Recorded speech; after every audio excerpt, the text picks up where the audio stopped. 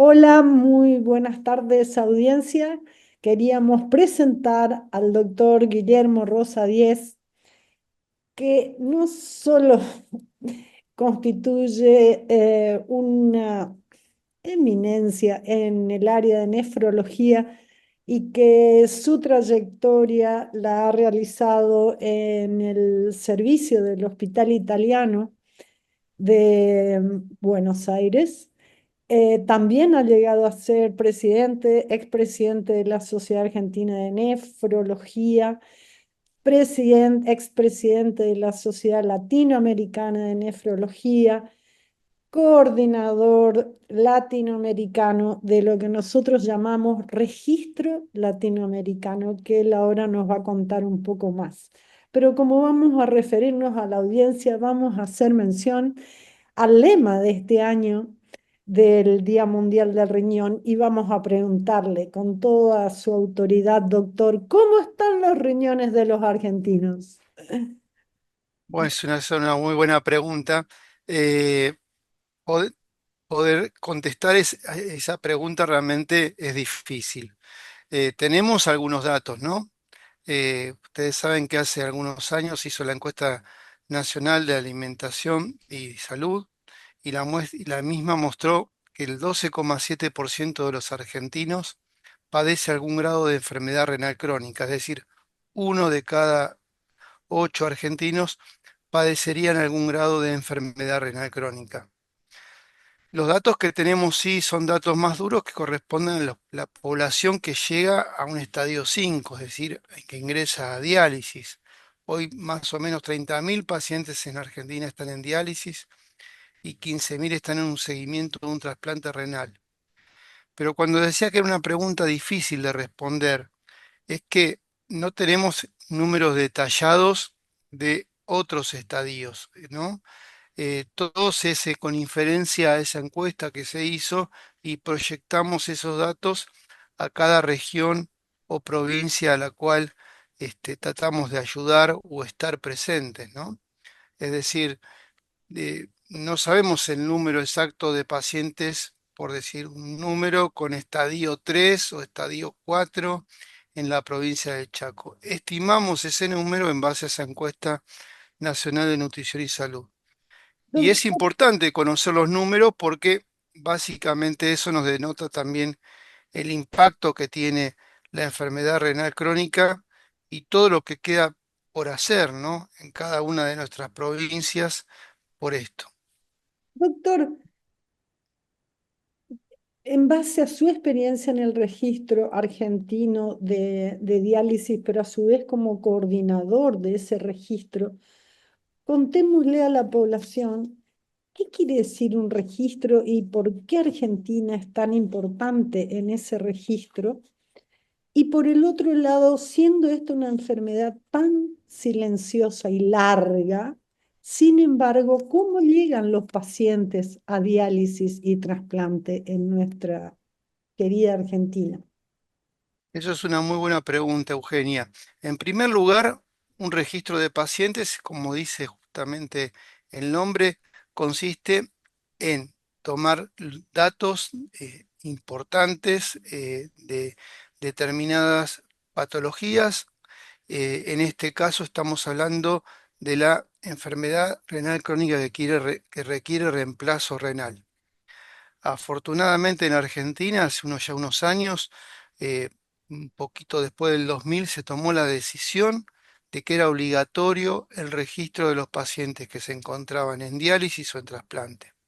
Esto es muy importante porque, bueno, si bien consideramos a la enfermedad renal crónica y queremos dibujarla como a veces se dibuja como un iceberg, la punta del iceberg o una pirámide, y en esa punta justamente tenemos a los pacientes que están en diálisis y trasplante.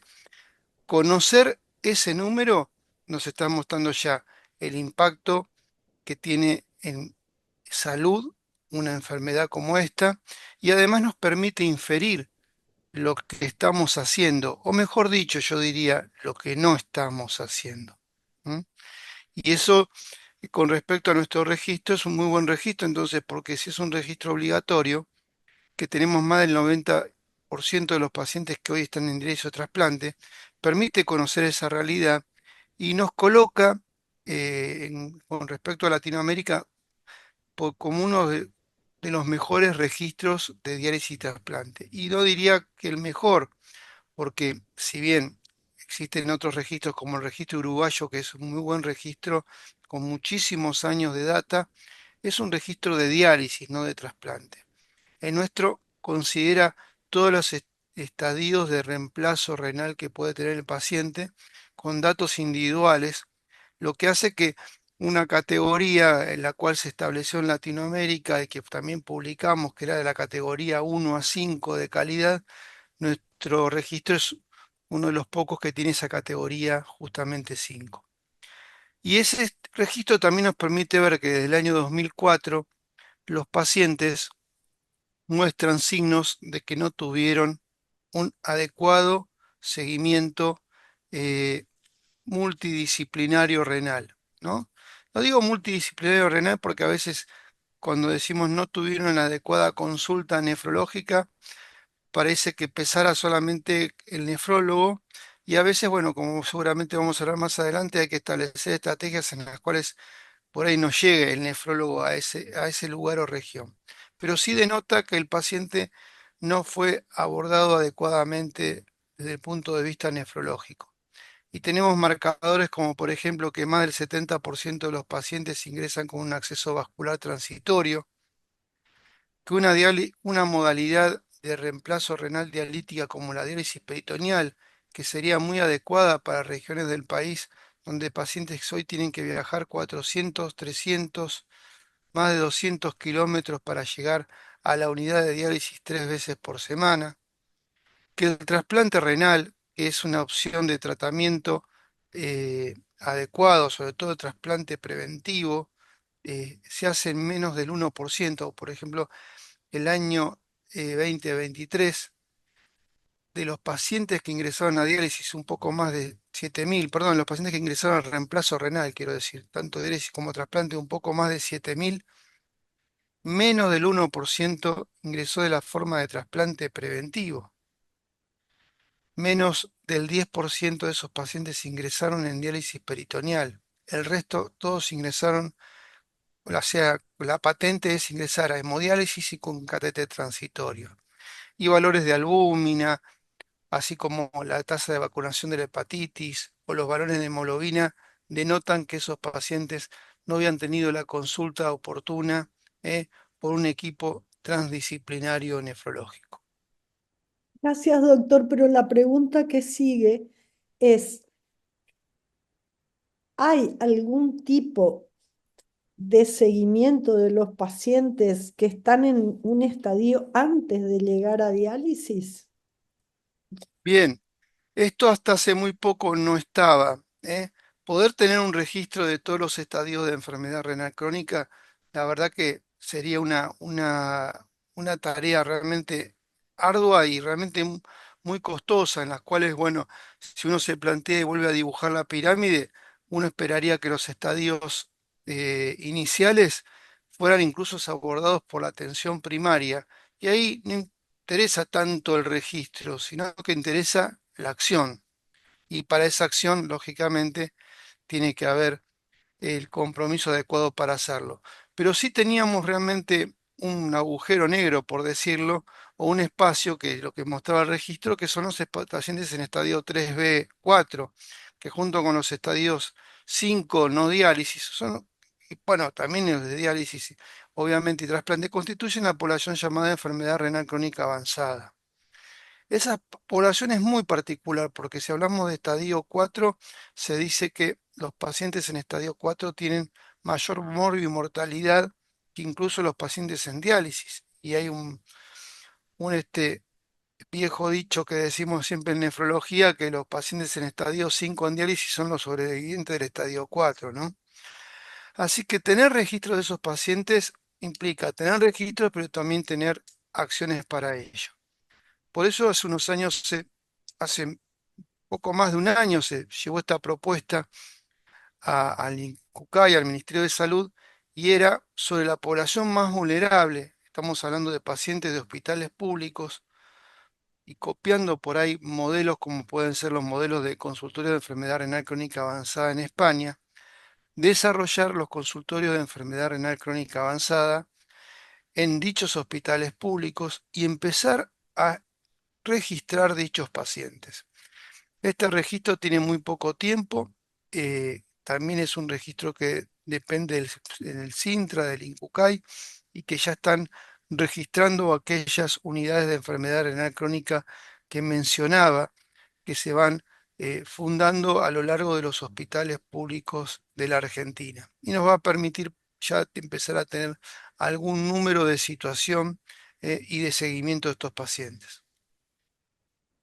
Doctor, realmente es muy importante y tengo noticias de que la provincia del Chaco cuenta con consultorios, que se ha Sí. firmado acuerdos, lo cual es muy importante. Entonces, llevando un poco el mensaje a nuestra comunidad, ¿qué, qué particularidades tendría esta población de los registros, la población del Chaco con respecto a otros y cuáles son? No sé si las recomendaciones, pero los caminos que como chaqueños y como profesionales de la nefrología deberíamos seguir para poder seguir prevenir de alguna manera o evitar que avancen a los estadios más tardíos. Nuestros ciudadanos chaqueños, somos todos chaqueños, yo también, ¿no? Tal cual. Sí, cabe destacar que uno cuando mira así por ahí datos crudos, ve que la prevalencia o sea, la incidencia y la prevalencia digamos, de los pacientes en diálisis es incluso poco menor que el promedio de la Argentina. Entonces uno diría, bueno, están haciendo las cosas muy bien. Eh, yo creo que, digamos, considerando también los, los niveles de pobreza en la cual también está asociada la provincia, creo que lo que habría que pensar es, ¿hay una adecuada accesibilidad al cuidado de la salud renal de estos pacientes? Y seguramente, bueno, la respuesta sería que no, ¿no? Porque esto es lo que están mostrando los datos. Y el consultorio de enfermedad renal crónica avanzada va a asegurar la accesibilidad a la salud renal. Por ahora son consultorios de multidisciplinarios que están muy bien, pero que están en hospitales públicos. La pregunta es si el paciente tiene accesibilidad a ese hospital y de esa forma llegar a la consulta nefrológica. Entonces, nuevamente el desafío es que eh, hay que actuar también en etapas más precoces. ¿M? Y ahí, además del consultorio de enfermedad renal crónica avanzada, hay que trabajar justamente en la atención primaria. Y ahí nuevamente implica un compromiso en cada una de las provincias, particularmente en la provincia del Chaco, en la cual el Departamento de Enfermedades No Transmisibles o la sección de enfermedades no transmisibles del Ministerio plantee justamente acciones conjuntas con estos consultorios de enfermedad renal crónica avanzada, con la Sociedad Científica del Chaco, la Sociedad Nefrológica del Chaco, la Sociedad Chaqueña de Nefrología, acciones para poder justamente capacitar a los médicos de atención primaria, en primer lugar, en el manejo de esta enfermedad, ¿no? Así como también, junto con otras sociedades científicas y universidades, la capacitación en diabetes e hipertensión, que son las dos causas principales de la misma. Pero igualmente son las dos causas principales. La tercera causa en la Argentina y también en el Chaco es desconocida. Es otro indicador de que los pacientes están, digamos, llegando tarde a la consulta porque llega a una situación en la cual ya no podemos hacer diagnóstico. Así que esto implica entonces el trabajo en red, y eso es lo más, justamente es otro desafío, ¿no? Plantearse el trabajo en red. Por eso cuando hoy por hoy se están firmando estos convenios, como se firmaron con los hospitales eh, del Chaco, como también con los otros, se les pide justamente en ese convenio a los consultorios que deben trabajar en red y que definan cuál va a ser su red. Y esa red implica justamente lograr la accesibilidad de los pacientes a dicha atención. Doctor, agradecemos su tiempo. Nosotros sabemos que de la grandeza suya, por la humildad y la generosidad en darnos este tiempo que es tan valioso para usted. Como último mensaje a cada uno de los chaqueños, ya no tanto para el sistema de salud, ¿cómo pueden ellos de alguna manera pedir o que les estudien los riñones, digamos, ¿no? O sea, para la comunidad, o cuáles son los factores de riesgo que ellos deberían conocer cada uno de los adultos.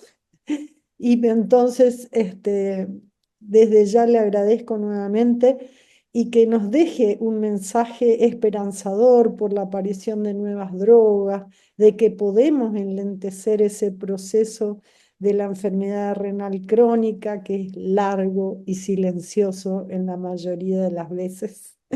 Así que, por favor, déjenos un mensaje para la comunidad. Bien, estábamos justamente hablando de los pacientes que estaban en diálisis y trasplante y a veces ese es el mensaje que habitualmente la gente se lleva y que por ahí lo llena de pánico y de miedo y no de acción. Pero bueno, tener algún familiar que tenga enfermedad renal implica que uno también se estudie, ¿eh? Por la posibilidad y hacer el comentario a su médico de atención primaria que tiene un antecedente familiar de enfermedad renal. Lógicamente que mencionamos las dos primeras causas de ingreso a diálisis en Argentina, hipertensión y diabetes. Ser hipertenso, ser diabético, justamente también es un riesgo para desarrollo de enfermedad renal crónica. Aquellas personas que hayan nacido prematuras también pueden correr también un riesgo de enfermedad renal crónica, así como también, lógicamente, pacientes que hayan tenido algún procedimiento urológico o una enfermedad en sus riñones, en su vejiga o incluso en su próstata. Eh, Todo esto hace lógicamente a la búsqueda de la enfermedad renal, que como vos muy bien dijiste, Eugenia, es totalmente silente. Cuando se hace el diagnóstico, ya estamos justamente en una situación avanzada. Y siempre hay oportunidades. Cuando uno incluso no tenga todo esto que yo mencioné, si va al médico y le hace un pedido de rutina, la gente siempre recuerda que yo digo, a la gente le puedo decir qué es el papá Nicolau o qué es el antígeno prostático y me van a decir, o que ni hablar qué es el colesterol o qué es la glucemia. Pero nadie sabe lo que, cuando hablamos de creatinina. Y la creatinina es un valor en el que se toma en sangre muy, muy sencillo, que se hace con la misma sangre que todos estos laboratorios que mencioné. Es realmente muy económico. Y entonces, en toda rutina que sea una persona, llámese un prequirúrgico, un laboral o la rutina, porque sí, debería estar incluida la creatinina. Con eso estamos haciendo gran parte del diagnóstico de enfermedad renal crónica. ¿Eh? Y agregarle, lógicamente, si estamos ante una población de riesgo, un análisis de orina para determinar dos cosas particulares que son una albúmina, que es una microalbuminuria, digo, y también medir justamente la creatinina para hacer un índice también que es muy sencillo de hacer, pero en este caso ya en esta población de riesgo. Así que Doctor, ese es, y sin sí, embargo, como en esos lugares de poca accesibilidad o en un centro de salud que está alejado y que es de baja complejidad, si les llega a dar positiva la proteinuria en una tira reactiva, ¿equivale eso al estudio de una albuminuria o como primer estudio antes de continuar con las albuminurias? por supuesto, pero acá lo que estamos destacando es el diagnóstico, ¿eh? Detectarlo. Después veremos si no tenemos microalbuminuria, cómo nos vamos a arreglar, pero si, digamos, si el paciente es un paciente hipertenso, que no se conocía hipertenso, que una determinación de creatinina muestra un valor levemente aumentado, ya eso tiene impacto. Y si apareció una cruz de proteinuria, tiene un impacto aún mayor. Entonces, ¿qué tenemos que hacer por ese paciente? Asegurarnos la accesibilidad al tratamiento. ¿Eh? Estamos hablando de drogas muy poco costosas.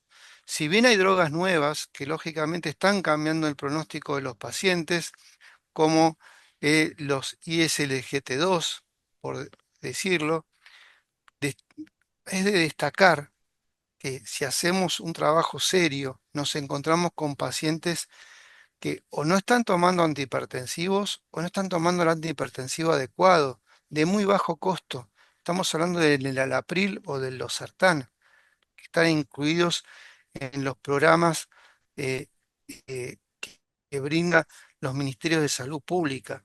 Así que, sin duda, si estamos hablando de poblaciones vulnerables, remotas, etcétera, por lo menos asegurémonos de brindarle lo mínimo, ¿sí?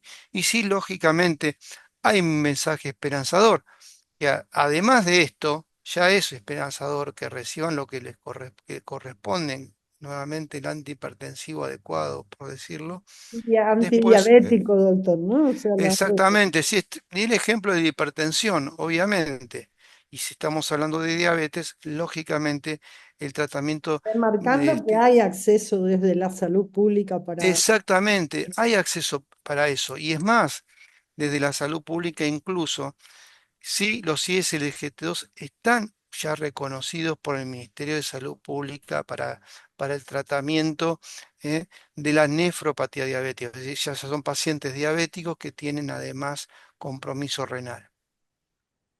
Bueno, doctor, otra vez va todo mi agradecimiento en nombre de cada uno de los chaqueños y nosotros seguimos haciendo esto que es educación para la salud, así que esperamos entonces que en otra oportunidad nos traiga este mensaje tan esperanzador o por lo menos como dice la campaña también, visibilizar lo invisible. Muchísimas gracias. Gracias a ustedes, visibilizar lo invisible es justamente empoderar al paciente. Y justamente con esto que están haciendo, están empoderando a la gente porque la mejor herramienta para esto es la información y la información dada de una manera clara y sencilla para toda la población.